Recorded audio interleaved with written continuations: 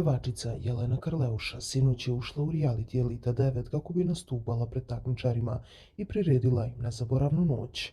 Jelena Karleuša je na samom ulasku na luksuzno imanje u Šimanovcima dočekala Miljana Kulić.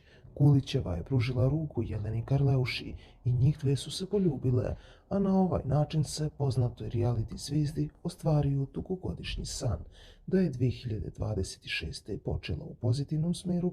Za Miljanu Kulić govori činjenica da je u jednom trenutku pevala zajedno sa Jelenom njenu pesmu Mašalah.